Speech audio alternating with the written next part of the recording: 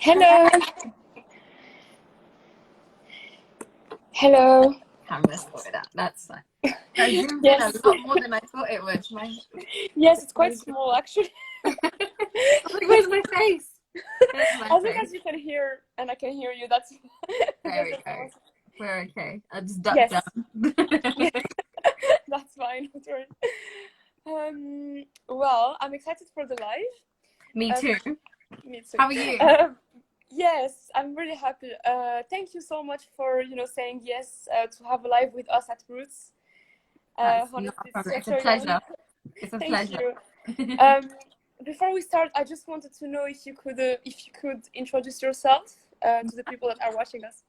Okay, so hi everyone. I am Haleema Speaks. I'm a mental health advocate. I am mental health support coach, and I facilitate recovery for people that are going through mental health problems, and for people that are overcoming suicide attempts as well. So that's all my work is centered around mental health and approaching things in the holistic way. So I'm excited for this because a lot of what I talk about is always mental health. I've not really had any conversations where we bring in culture and things like that. Yes, yes. I'm excited. I'm looking forward to Me this too. conversation. Me too. I'm excited, and we know that sometimes culture is linked to mental health because in some cultures it's not really accepted. Yeah. So I'm looking forward to talk about this with you. Hello everyone. You know already I'm the producer at Roots Journal, and today we're going to have a live with Haleema here that just presented herself. Haleema, I'm going to ask you a few questions during the live. If any of them is making you uncomfortable, you don't have to reply, obviously. I'm very open, so I don't see that happening. Should be fine. Don't worry. So the first section is going to be about home. Mm-hmm. Can you define home to us? To me, I define home as peace. Peace, freedom, and comfort. Yes. Okay. Do you find this peace in someone, or do you think it's more about a location? I think it can vary. Me personally, I believe that obviously like your happiness and your peace, it comes from within you. It's something that you create yourself, but obviously your environment does play a big factor in how you feel on the inside as well. So for me, there aren't many places that I associate with home apart from my grandparents' house, because to me, out of all the places in the world that I've ever been in, there's nowhere that represents or that makes me feel at peace and encourages that peaceful emotion as much as like being at my grandparents. However, I find that I can be in a number of different environments outside that and still be at peace because of what I've done on the inside and the work that I've done on the inside for myself at the same time. So I feel like your environment, but then also your work, your self-work plays a big part in it, and they go side by side. Okay, that's an interesting. So it's more about your feelings and your emotions rather than where you are or with who you are. Okay. Yeah. It's so interesting because every week when I have another live, I hear different answers, and I just find it incredible. Obviously, because there's no right or wrong different perspectives, isn't it? Like everybody views something differently, so it's nice to share that. Yes, it's nice to hear all these answers and understanding how people that don't even know each other have the same concept of home, for example. I love it. Obviously we talked about the location, so there is no specific home in terms of geographic, but have you always felt at home at your grandparents' home then? Yeah, always. I mean, for my personally, for those that know my story, know that I've had I come from generally a very a struggling background. But the one thing that I've said to everybody, the one thing that I always had that I can always show gratitude for, it was my grandparents. My grandparents were always a light in my life. They were always a peace and a sanctuary and somewhere that I could go, and I know that I'm always going to be okay. And for me, that's why their home represents that, because when I go there, it's like I'm there and I don't ever feel like I want to leave. When it's time to go, I don't want to get up and go, even if I'm going somewhere that I want to go to or somewhere that I know I'm going to enjoy myself, there's still that feeling of, oh, I don't really want to go. Like I I was want saying, yeah. you, like I just lie on the sofa, like just being around them in their presence, and even being in their home, even when they're not there, because of the fact it's their home and it has their energy, and I associate it with them. That's what makes it feel like home. That's what gives me that feeling of peace and contentment. Okay. Thank you for your answers. And we're going to move on into another section, which is about culture. Mm-hmm.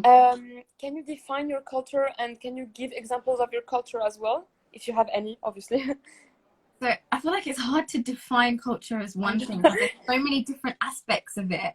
For me personally, there's a lot of things about culture that I disapprove of. But at the same time, there are things that I do like. So things like food, things like music, things certain like some clothing. Sometimes like there's a few things that about different cultures and about my own culture that I really appreciate and I really like. But at the same time, there are a lot of things about culture that I do disapprove of in terms of like mentalities and traditions and things like that. And that's why I feel personally I'm not a very cultural, like one-dimensional cultural person. I feel like I take things from different cultures that I resonate with, and then I identify myself like that. Yes, so you don't feel that you have just one culture in you. You feel like this intersectionality. Yeah, okay, that's really nice. That's really nice, and I think it's quite important. Well, it's getting more and more common that people have, several cultures, or several things that they don't like about certain cultures, so they want to adopt new ones. It's not always easy, but I think sometimes it kind of helps you to move forward, and realize that there are things you don't like, things that you like.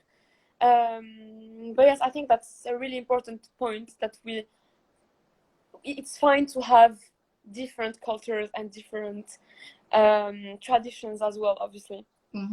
Definitely. It's really important.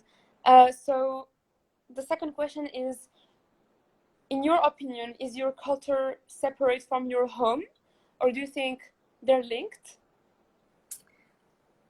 It's interesting. I don't feel like my culture is linked to my home, because my family are not like the most cultural people. Like they're generally like modern, which is why I like growing up I didn't have much culture in me, because it wasn't really instilled in me. We have like cultural aspects, like some of my family are like more traditional, and they follow a lot of cultural traditions and whatnot, but I don't feel like my culture is something that I associate with my home, just because it's not really a big part of me, Yes. If that makes sense. So even if, for example, you don't feel, no, it does, because as you said earlier, your home is more about inside you, and I guess in that sense, for example, if there is something that bothers you in your culture, you still feel that your home is stable. So I get that. That's why you don't really associate them. Okay, that does make sense. It really does. So obviously, I know that you have several cultures. So do you sometimes navigate cultural differences? Because I was brought up in England, I find myself obviously associating a lot with the English culture. Like obviously I know there's this whole misconception where people get that like religion and culture mixed up together. For me, I separate the two. Like to me, they're polar opposite. To me, religion takes priority over culture every single time. So when it comes to like anything cultural, I always have a look, and before I believe in something, before I do implement something into my life, I think religiously, does it make sense for me to do that? And most of the time the answer is no. My grandmother is Kenyan, so, and like my family is predominantly Pakistani, so for me it's like I want to learn more about that culture and see certain things that resonate with me, but at the same time I have friends from so many different cultures, and there's certain things that I learn about their cultures that I absolutely love, and there's things that I don't like. So the things that I do like, I take interest in it, and then I bring that into my life, because I feel like we shouldn't just stick to our own cultures, because that's what keeps us closed-minded as well. Like when we explore like other people's cultures, and we accept and we bring them into our own lives. It's what makes us more open-minded. It's what like gets rid of the divide between different cultures, and it just solves so many problems that are pretty common around the world at the moment.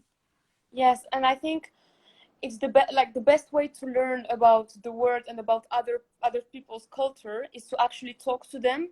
So I've never learned as much as when I arrived in England in 2016, because I'm from Morocco. Yeah. And obviously Morocco is really mixed. So in terms of ethnicities, but also in terms of, you know, religions. Yeah. In Morocco, it's very common to be Jewish and Arab, or to be, you know, Muslim and Arab.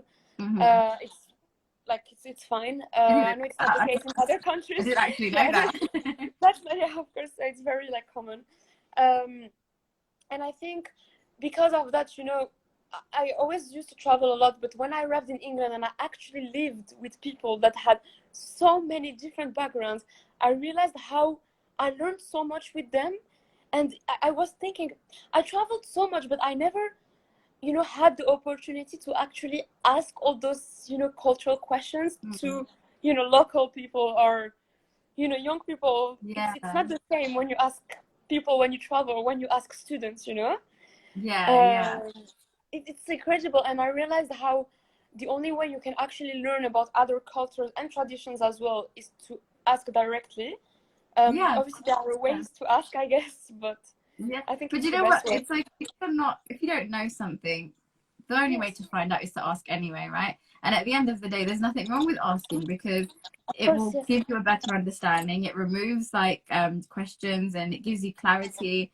And I don't feel like asking is rude. Sometimes, you know, people ask certain questions and it might sound a little bit different, because obviously different cultures, people speak differently. But I feel like we need to remove that part and just understand that people just want to learn more, and we should be grateful for the people that do want to learn more, because those are the people that effectively will make a difference when it comes to like the divide between cultures.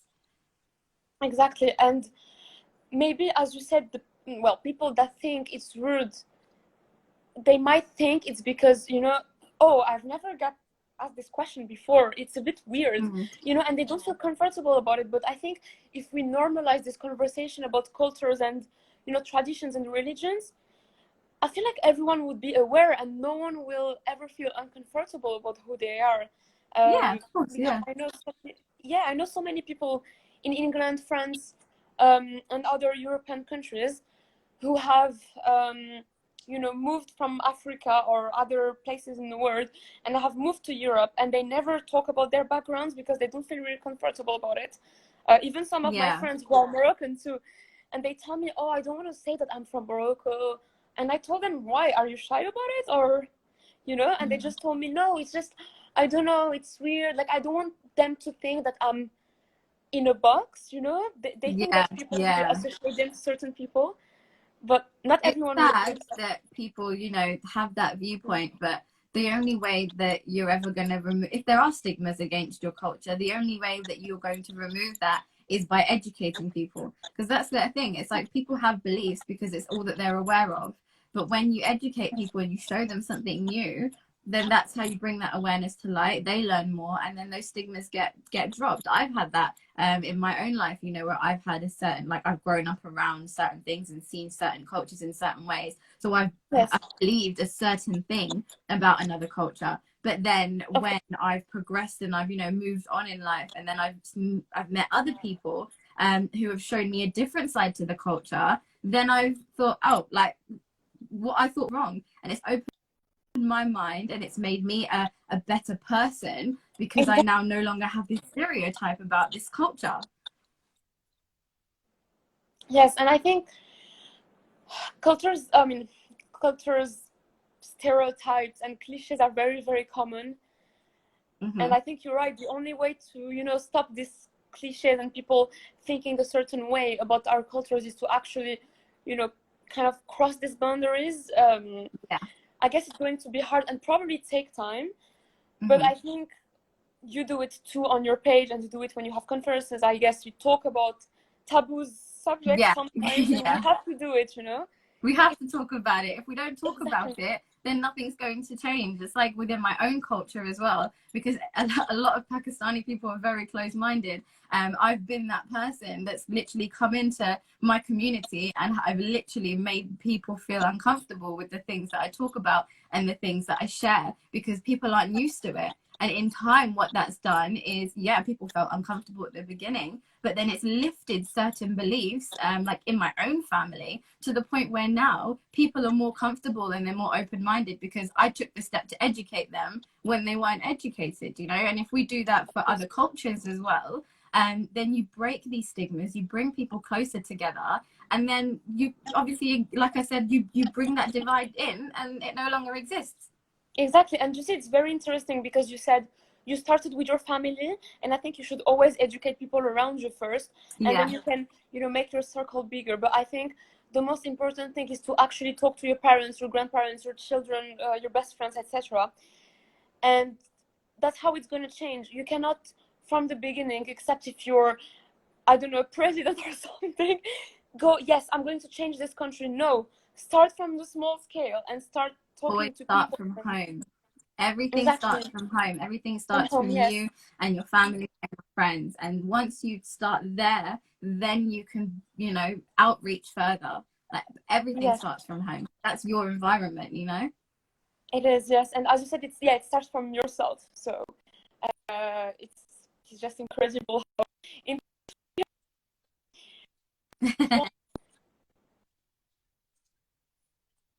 Oops, sorry. Sorry, I just wanted to talk to you about the whole, you know, stereotypes around mental health and mental health awareness in the MENA region. So Middle Eastern and North African countries. Yeah. Because obviously you said you have a Pakistani background and I have a Moroccan background. So our cultures are quite similar, even though we're far away geographically. Yeah. What do you think about that? Do you think it's going to change? Do you think people are still close-minded about mental health in these countries? Yes, I believe that there is a lot of work that needs to be done, but at the same time, I feel like in where we are right now as a society, the communities, we're further than we've ever been. People are starting to talk about things, but there's nowhere near enough like awareness being made. There's nowhere near enough work being done at the moment.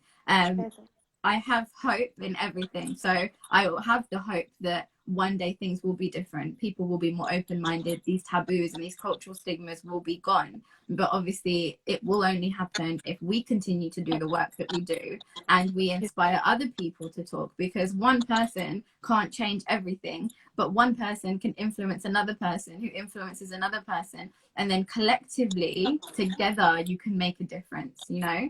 So I feel like, yes, it's possible, but it will take a lot of work and it will take some time to happen, but it's not impossible. I think so too. And do you know where these stereotypes that we have in these cultures come from? Because I know that, for example, in Morocco, but not just in Morocco, I'm just talking about Morocco because I'm from there. You know, when someone has, for example, anxiety, or I'm just giving an example of a mental health issue.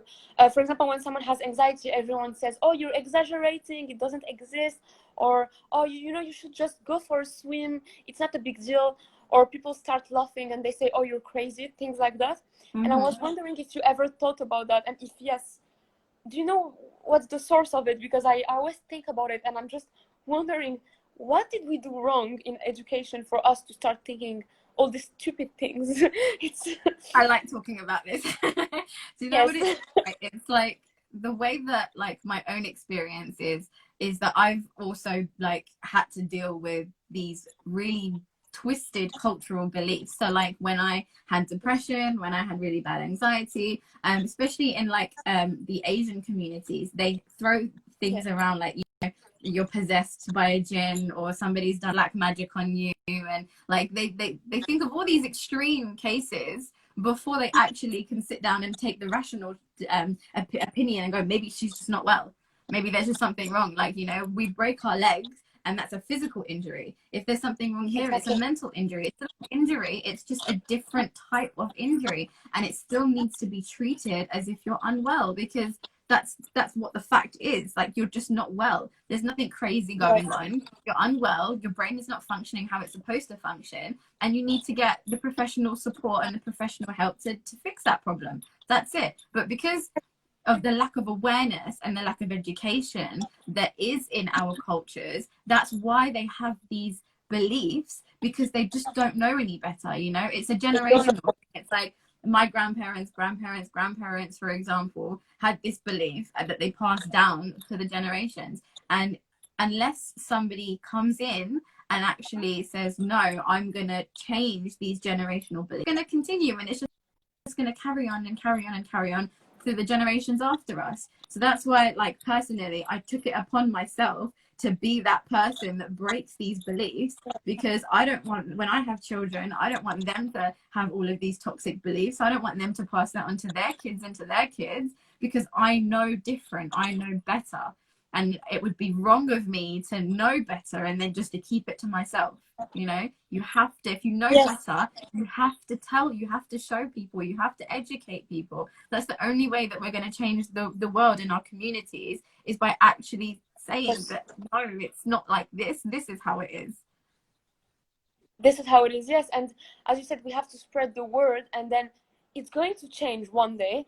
Probably not now, but it will change. And I feel like already it has changed so quickly in the Western world, and I hope that we will follow too, because it's so common in England and in, you know, Canada and everywhere in Europe actually as well, to talk about mental health, to talk about, you know, anxiety in general, depression, as you said, and everything else. It's just something normal to talk about. And unfortunately, it's still not the case, but I think you're right. It will change one day. It will definitely change. We just have to keep working and pushing ourselves, definitely pushing ourselves. But it's definitely worth it. It will change. Not, like I said, nothing's impossible, but it just takes hard work. And obviously, in everything in life, you know, the Western countries are always going to be one step ahead. It's just the way that it is. But we have to take it upon ourselves to be the change that we see here and implement that into our communities. And that's why it means so much to me, and why I really work hard to tap into those communities, because there's a lot of work that needs to be done, and there's not enough representation from other people within those communities as well. So someone has to start it. Like, you can't just sit around and wait. Yes, we have to act. And Yara said it might be normalized in Europe and Western countries, but I still feel people don't receive enough support. That's very true. Yeah, I talk about that all the time. It's very true. I mean, the good thing about, like, this country, for example, is that slowly people are speaking more about it. And the downside is that despite the fact that more people are speaking about it, there's still not enough resources professionally and medically to actually support people in the right way. Like, that's why with my story, when I tried to take my own life, my recovery was purely done by myself, because the care that I was receiving from the health services wasn't doing anything for me. It wasn't making me any better. It was making me worse. And I had to just do everything by myself, because they weren't giving me what I needed. They weren't giving me what I was entitled to. But if the health services were different, if they were educated a lot better, if there were, like, better resources out there, then maybe it could have been a whole different story. Maybe I would have been okay to have professional medical help, and that would have been fine. But at the same time, there's so many people that are in the healthcare system that aren't getting what they need, and as a result of that, they're just going around in this vicious cycle, and they're not getting any better. So there's a lot of change that needs to be done there. It will change. And if you don't mind me asking, and obviously I hope it will help the people that are watching us, how can you engage a conversation with someone from another generation, so probably parents or grandparents, that don't agree with us and think that mental health is crazy? So how do you, kind of talk about it, and how can you start this subject? Do you have any thoughts on that? I'll tell you how I did it with my grandmother, right? Because like I said, I come from a generally modern family. So when, like, my issues came to the surface and when my family became aware of what I was going through, they were, very open. Even though they didn't have the education, they were very open to, like, understanding. My grandmother obviously is from an older generation. So Yes. when I started doing the work that I do, obviously she found that very uncomfortable. You know, I was going on the news and her surname was being displayed on the TV, and it wasn't something that she was comfortable with. And she wasn't, you know, it wasn't a proud moment for her. It was a disappointing moment. And what I had to do was I made sure that anytime I spoke to her about my work, it was just me and her. So obviously, like, I've got a really close relationship with my grandparents, so I see them often. And I would go to see her and I would sit down with her and I would just explain to her the reason why I'm doing it. You know, I didn't get, and if she didn't understand, I didn't get annoyed about it. I didn't get agitated about it. I thought, okay, do you know what? She's acting like this and she's saying the things that she's saying because it's all that she knows. She comes from a whole different generation to me. She's had a whole different upbringing. It's not her fault. It's just all that she knows. So I would be really consistent with it. And anytime I did something new, whereas my work was concerned, or if I had like a public interview, or if I uploaded a new blog post or something like that, I would always go and see her on her own. And I would always show her what I was doing. And I'd always explain to her why I was doing it. And like when I when I released my website, I showed her exactly what I was doing. When I was about to launch my ebook, the night before I launched my ebook, I went to see her and I sat down with her and I showed her my ebook and I read it to her, you know, and she was really like proud of it. So it's like, it went from, it wasn't an easy like process, because now she's like, you know, she gets really happy when I do work or when I release something new, because, and every time I do it, I always tell her. So even if I can't see her, I'll message her on WhatsApp or something and I'll say, I just did this, or I'm just about to do this, and I'm like really happy about it and I'm really excited about it because this is what it's going to do. I explain everything to her so she understands. And now obviously she's seen how happy my work makes me, and she's seeing how good it's doing, like the good that it's doing for other people. Like I'd send her some of the feedback that I got from my ebook and things like that. When she sees how my work is impacting other people, it makes her feel happier. So she's gone from being disappointed to now actually being proud of the work that I'm doing, you know. And that would have never happened if I'd given up on the first day and just allowed her disappointment to just sit there, you know. I said, no, I'm going to try and I'm going to make an effort to help her understand, because at the end of the day, she's my grandmother. She loves me. She wants the best for me. So she's not going to be disappointed if she sees that I'm doing something that I love. She just needs to understand it. So I had to have patience and I had to have understanding and just be consistent in explaining it to her. And that's it. You know, like, our families aren't bad people. They just have a different viewpoint to us. And it's our job to help them and to support them in understanding and opening their minds. And it happens. Change happens. It's not impossible. We just have to work harder. Like, that's it. And talk to them and explain them, because as you said, if you don't explain them, they won't really understand the point of the conversation. So yes, for everyone who's watching, this is how to talk to your parents and your grandparents about this really, really important subject. So we're just going to move in another section of the conversation now, which is about identity and self.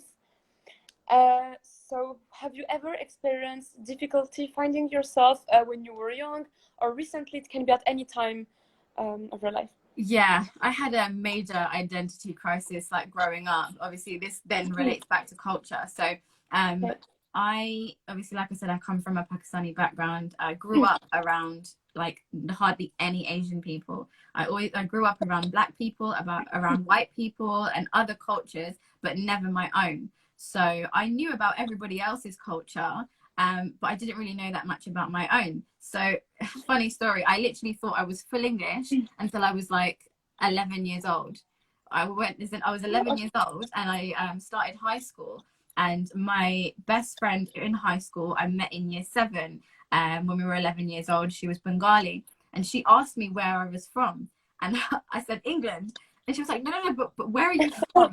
And I was like, I'm from England. Like, I was so confused of what she was talking about. She was like, no, Haleema, like, where are you from? Where's your family from? And I was like, they're from England. Like, and she's like, well, what language do you speak at home? And I was like, English. Like, I didn't understand what she was talking about. And I was genuinely really confused. And she was like, do your family speak any other languages? And I was like, yeah. I was like, they speak Urdu sometimes. They speak Punjabi. And she was like, you're Pakistani. And I was like, no, I'm not. I'm English. She was like, go home and ask your mum. And I went home to my mum and I was like, Mum, are we Pakistani? And she was like, yeah, why would you even ask me that question? Like, she assumed that I should know this. And I realized at the age of 11 that actually, like, I'm not English. Like, I'm British, but I'm not English. And it was like the craziest thing. And my dad, he's originally from Pakistan. So any experiences that I had with my culture once I started to once I became aware of it were negative because my parents, like, they divorced and when I was quite young, and like any experiences that I had with my dad weren't great. So anytime I used to think about my culture, I used to associate it with my father, and that used to make me not like it and not appreciate it. Any trips we had to Pakistan were never great ones. So I just had this whole identity crisis where I was just in denial about my culture, and I just rejected it, and I just wanted to have everybody else's culture, and I didn't want to have my own, like my white friends, my black friends, my Asian friends from other countries. Like, I would just take everything from them. I would always emphasize the fact that my grandmother is from Kenya because I wanted to accept that, but I didn't want to accept the Pakistani side. The Pakistani one, yes. Because of the association. So I had this big identity crisis, and it was only until I started my recovery in like the past couple of years that I thought, you know what, I need to change the way that I perceive it, because I've got so many like Pakistani friends, and like, I've got like my family, like my brother and stuff, and they always like say to me, like, there's such a good side to the culture as well. Like, you all, like, they were like, Haleema, you just see the bad side of it. And my mum and one of my brothers went to Pakistan for like my cousin's wedding, and they sent me videos and pictures of everything, and I thought, you know what, like, it actually doesn't look that bad. And that just made me want to learn more. So the past couple of years I've been getting more in touch with my culture and more in touch with these things, and I've been embracing it more instead of resisting it. And it's actually quite healing, because my roots do come from there, despite of what I may have believed in the past. It's like, I was born in England, I was brought up in England, in England I have loads of I've got a big part of the English culture within me, but my roots, like my family, come from Pakistan. I can't resist that. I should learn to embrace it. So in that time, I obviously managed to embrace loads of different aspects of my culture and stuff. And there's still things I don't agree with, but there's so much that I do agree with that I just didn't even realize because I was so resistant to it before. So it's definitely, I definitely had a big identity crisis as a kid, but thankfully as the time has gone on, I've managed to embrace a lot more. And like I said, I feel a lot more at peace now. So I think it's very important to embrace your culture and your roots and your background and where you come from. If you don't mind me asking, obviously, to continue on this subject, how long, so because you said it started at 11, but how long did it take you to actually realize what? Realize that you had to embrace your culture? It wasn't only until like 2 years ago. Okay, so I'm 26 now. I'm 26 now, so there's a big gap. And like most of my life I resisted like my culture, so it's only been in the past 2 years that I've actually, like, since I actually started my mental health recovery and started getting to know myself more, that's when I said, okay, if I really want to get to know myself, I need to get to know every part of me, and part of me is my Pakistani culture. So I need to learn to understand that. I need to learn about that too. So that's when I just became a lot more open to understanding where my family come from and everything to do with my culture, because I needed to learn more about it in order to understand myself better, Of course, yes. And do you think you are still learning until this time? Yeah, even though I've learned a lot, and I'm in touch with it, there's still so much more that I need to see. I mean, I haven't even been to Pakistan since I was like 11 years old. So that's a trip that I'm planning with my family. I'd like to go there and to see everything there. Because there's so much more that I need to do. Yes. Yeah. I'm really interested about Pakistan and how, because my friend told me there are different traditional outfits in different regions and different traditional. I love it. I find it so interesting. I would love to go, to be honest. Probably in the definitely make the trip. It's definitely do it. I'm looking forward to going finally. It's definitely something, and obviously because you're from a different culture, I feel like it's even more important, because it'll enable you to then understand another culture at the same time. And yes, it opens your eyes as well, because obviously I have a lot of friends that are in your situation as well. So their families are from Pakistan, but they have grew up in England basically. and it's kind of similar to you actually. They haven't really been to Pakistan, so, only a few Yeah. times in their but they talk to me about it quite often, I would like to say, but they can talk about it only a certain extent, because obviously, as you said, it took them some time as well, I guess, to learn about it, because they're far and because, well, they're in England, so it's a completely different culture. But I think it's quite common. Well, yeah, I would say that I know a lot of people in this situation, which I don't know if there's no good or bad, but it's hard when you're young. I guess, well, now I guess you feel better about it, obviously. Yeah. I guess when you're young, it's really hard. It's difficult, especially like in a Western country. Like Yes. when you're so like when you grow up around like a Western culture, it's hard to keep in touch with your roots. I feel like it's important like for parents to always like educate their kids and teach their kids, because even like my own mum, like even she says that she wishes that she'd like taught me more, because she looks at me now and she's like you hardly know anything. she's like I wish that I taught you like so much more when you were younger. So it's like we should learn a lesson from that and make sure that we're educated and that we teach our children about our culture, but also teach them about other people's culture and teach them to ask questions and teach them to embrace other people's cultures. Because I know when I do have kids, that's something I'm going to emphasize, because I have friends from so many different countries. Like my friendship circle is like so diverse. Yeah. And I'm like, so they're going to know about that's why it's good. cultures. Yeah, I want them to know about different cultures. I want them to be open-minded and understanding and compassionate, because it's good. Like it's so important. So yeah, it's something that needs to be pushed, but people definitely do need to educate their kids more on your own culture as well, because it's not good to lose touch of who you are and where your family come from.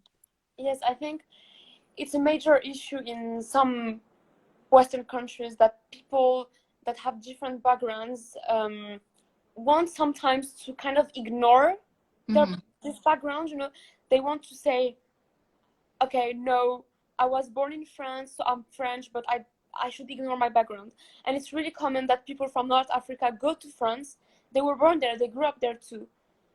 And sometimes they're shy to say it. And as we said earlier, there's no main reason to that. They just say, oh, I don't want people to associate me to that, Yeah. And there is no main reason, but I find it really bad. I feel like subconsciously maybe it just comes from the fact that people think that other people like have these stigmas on their cultures, and that's why obviously if people were a lot more open-minded and a lot more compassionate and loving to each other, then these stigmas wouldn't be there, and people wouldn't be worried about saying, yeah, I'm actually from this country, because they wouldn't be scared of any repercussions or anything. So that's what I'm saying. It literally is about it's literally just about education. It's about awareness, and we're blessed to have things like social media now, because we can reach more people compared to like 30 years ago. So we can really make a big difference compared to what people could have done like many years ago. So I feel like it's our responsibility now to start this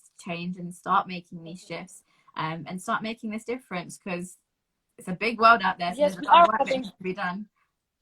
Exactly, we are having this conversation now, so I think it's quite doable nowadays. It's not like before, and I'm sure that it's gonna change. It's gonna take time, but I'm sure it's going to change, because the new generation is really aware about not just other cultures, but a lot of other things, I'd like to say. Anything, sex education, mental health as well. All these subjects are starting to be so normal to talk about. But it's still so taboo. So there's a lot of work that still needs to be done. But in England, for example, when I arrived, I was so impressed about how it was normal to talk about mental health. I just thought, oh my God, like for so many years, I thought it was really, personal to talk about it. But it's so normalized in England that I feel always comfortable when I feel low, or, when I just feel sad or something. I feel like people are not shy to ask you about it. So I think it's really, really good. Yeah, really definitely. It is.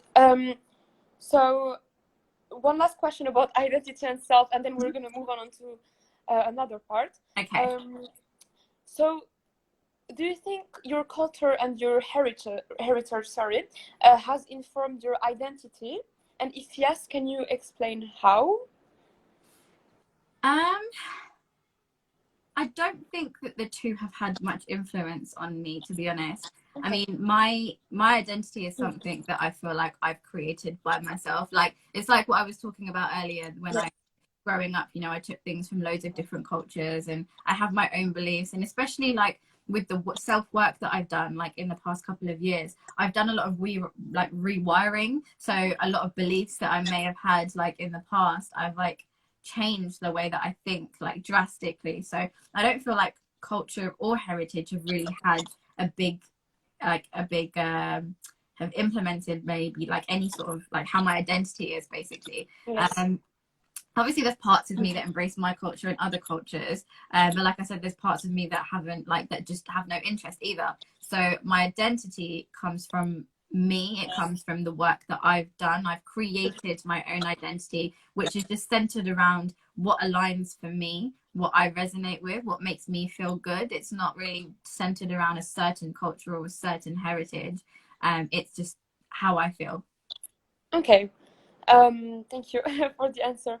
Um, I just wanted to ask you a few questions about diaspora and third culture before we finish the Okay. live. Um, so how would you define diaspora? And do you think it has ever affected you? Or do you think it will affect you in the future, maybe? When you say diaspora, are we talking about like people coming from other countries? Yes. Okay. Yes, exactly. Yes. Okay, so I don't have an issue with that whatsoever. Like, to me, I feel like everyone should be allowed to live in any country that they want, as long as you're not harming yourself or you're harming the other people that live in that country. That's it, you know? There should never, ever, ever be a case where someone should not be allowed to move somewhere if they feel like Yes. it's a better situation for them. You know, you've got so many things that are happening in the world today with refugees and things like that. And Yeah. if people feel like they need to move into a different culture, a different country, sorry, to feel safe, then why the hell not? You know, we're not that overpopulated. Like people, if people feel like they need to come into this country in order to be happy, then let them come into this country and let them be happy and let them be safe and let them be healthy. As long as you're not harming anyone, this shouldn't be anything wrong with it. I personally have no issue with it. I will always be an advocate of it, and I don't think it will ever affect me negatively, like ever. Like, Yes, not in a bad way anyways, more yeah, in a good way, you know? yeah.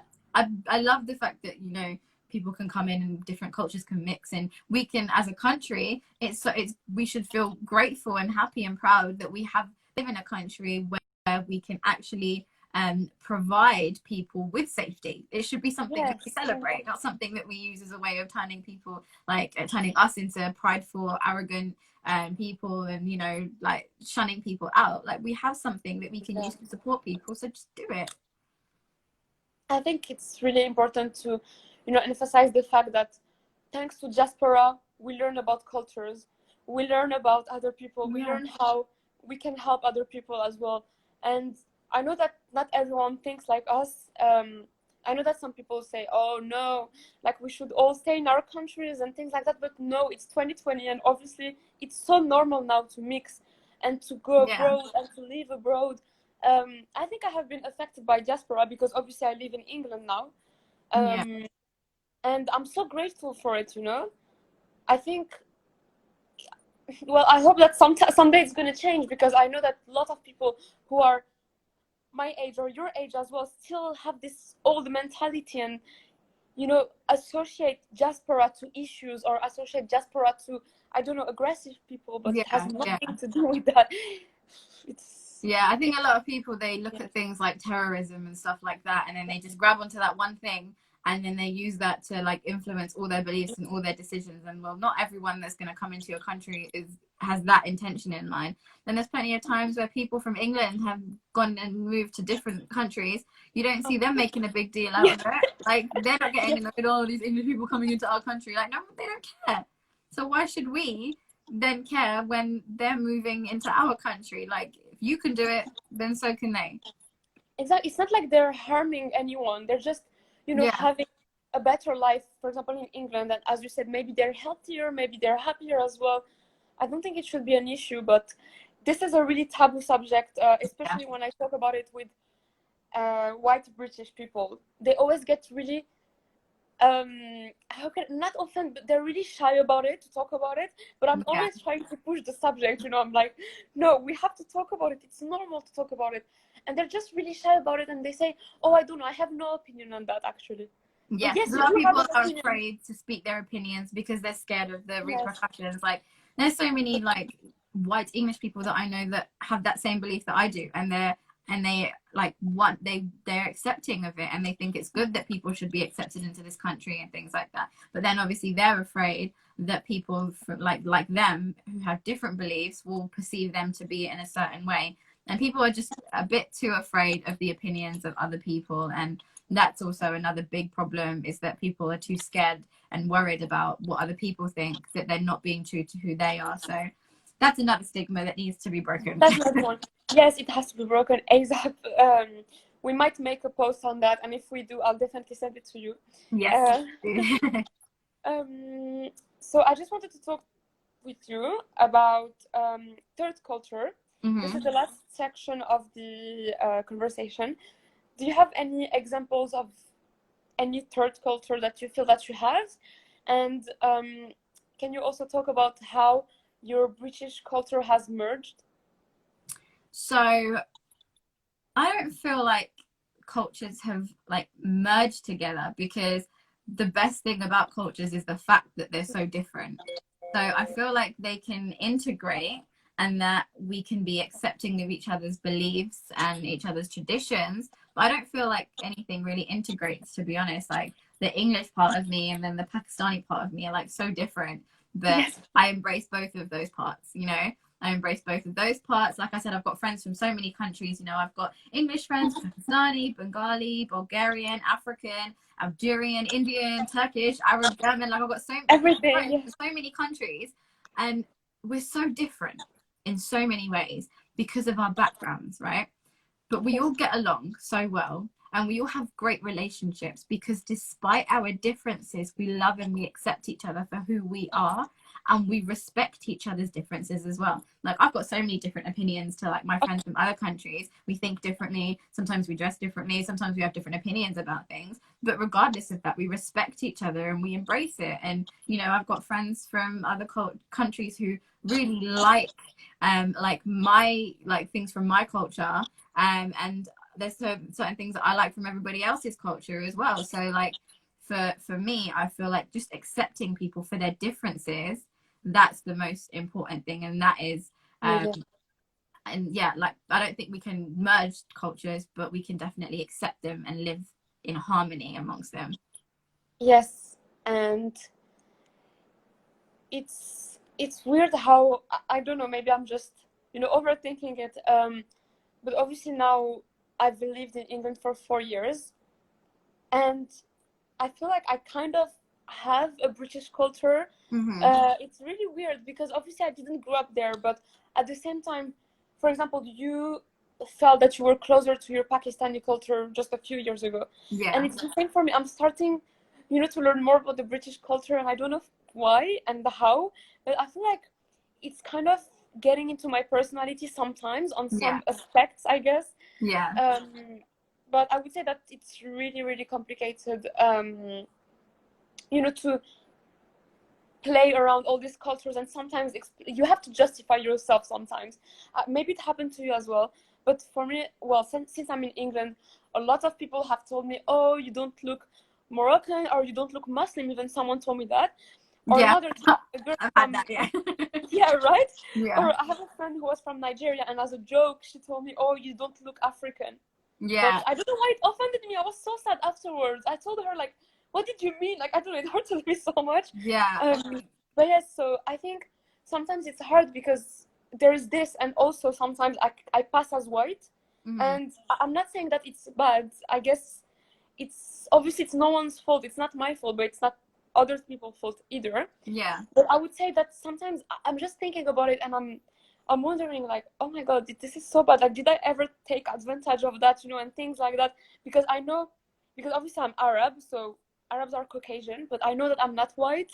Mm-hmm. So I'm just wondering do you think that sometimes we try, well, not on purpose, but do you think sometimes we try to choose something because we have the choice? Like, for example, I know that I have the choice to be Arab or to be, white, Right, or yeah.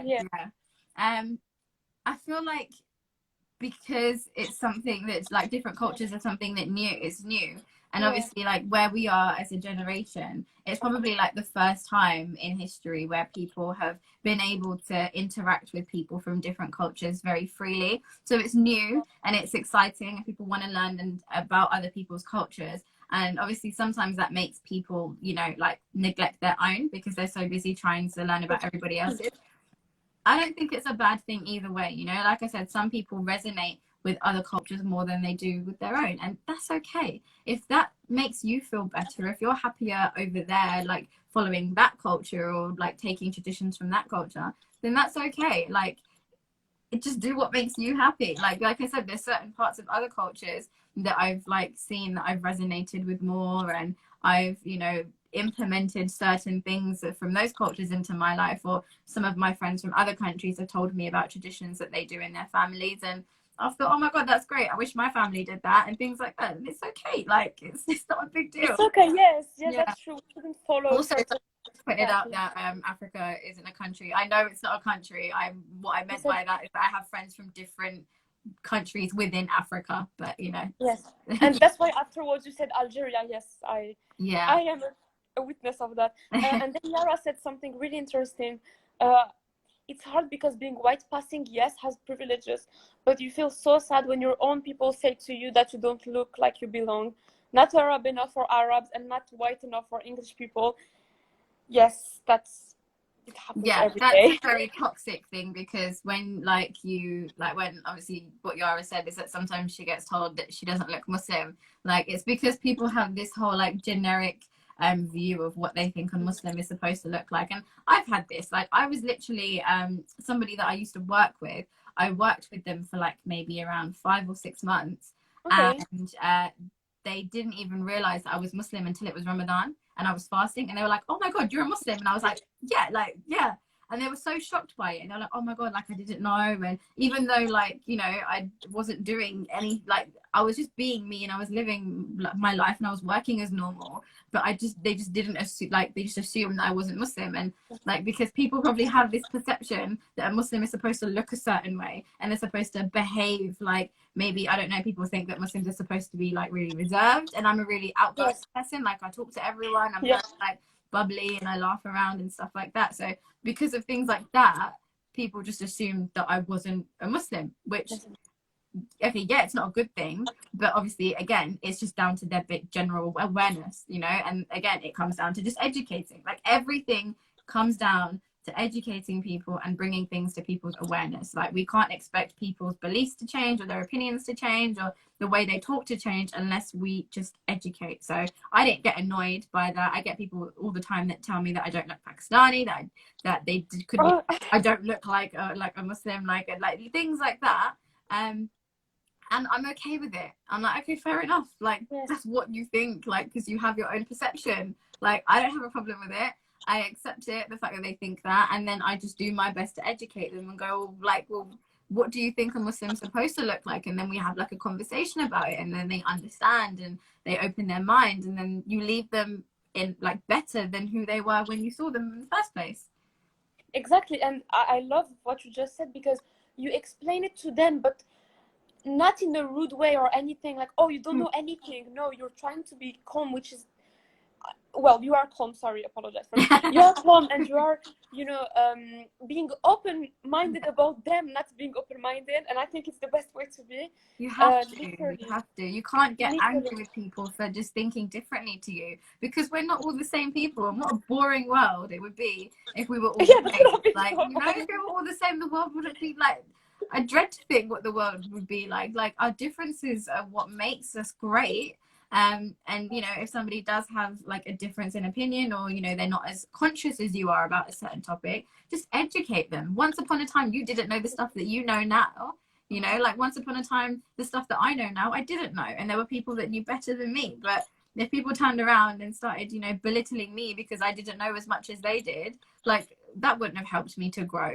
It's because I was educated. It's because I lived life and I saw more things. Oh, yes. You know, that's why I grew as a person, and that's why I became smarter and more open-minded and non-judgmental, you know, and more conscious of things, because I was learned, I was taught. And that's the reason why people around me are, because I, instead of getting annoyed and getting angry, I educate and I talk, and I don't get agitated when somebody, you know, thinks differently than I do.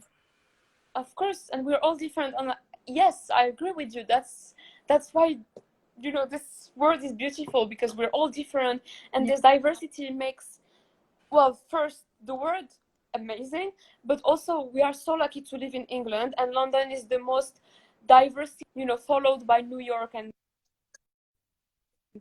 Hong Kong probably, but London is the most diverse city. And I always say, thank God I live in London. I'm so like lucky about that, because I lived for 3 years in Nottingham, and it was really different. I can confirm that to you. One of the things that I really appreciate about London is the diversity, because I didn't grow up in London. So when I moved to London, that was one of the biggest things that impacted my life, was the diversity that was there. And there were so many cultures that I had been exposed to that I wasn't exposed to growing up. So again, like, it opened my mind, and some of the stereotypes that I had about other cultures, like, those were removed, because I was meeting people from those cultures that weren't anything like I perceived. So because I embraced that, it grew me as a person, and I became more open-minded because of my experiences, with my education that I was receiving just by spending time with those people. So yeah, it's we should be grateful that we live somewhere where, like, we are exposed to such diversity, because there are so many people in countries around the world that literally only are around their own culture, and it makes them more closed-minded. So it's definitely something that we should be grateful for and appreciate and utilize as well. Yes, we should, you know, make the most of it. Yes, like, we have it in front of us, but then what do you do with it? You have to, you know, act upon it, like you are doing, like Roots Journal is doing. Yes, that's how you can make the most of it, basically.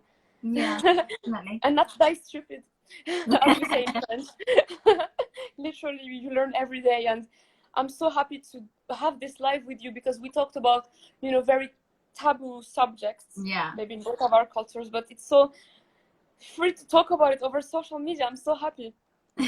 I'm glad that you feel that way. I appreciate thank you so much. Someone here as well. Like, thank you. Honestly, thank you for everyone who watched the live as well, and who, you know, talked on the chat. Yeah, thank you guys for all your comments. I just, like, I totally don't even look at them properly, because I'm like, when I'm in my zone and I'm talking, I'm like, if I read some comment, it's gonna throw me off. So I literally just, like, ignore it and just keep talking. So thank you to everybody that tuned in. Like, we really appreciate it. Yes, thank you so much, honestly. And thank you again, Haleema. Honestly, thank you so much for saying yes for this live. And I really hope that we will meet sometime, maybe. Definitely. In London, hopefully. Inshallah, maybe. Inshallah, definitely. Yeah, definitely, for sure. Yes, thank you so much. We can arrange that. Oh, no, we will meet. Well, when Corona is, you know, getting better, we will meet. Yeah. Yes, hopefully. But thank you so much. No problem. Thank you as well. Thank you. Thank you. Goodbye. Take care. Take care. Bye. Bye. Goodbye.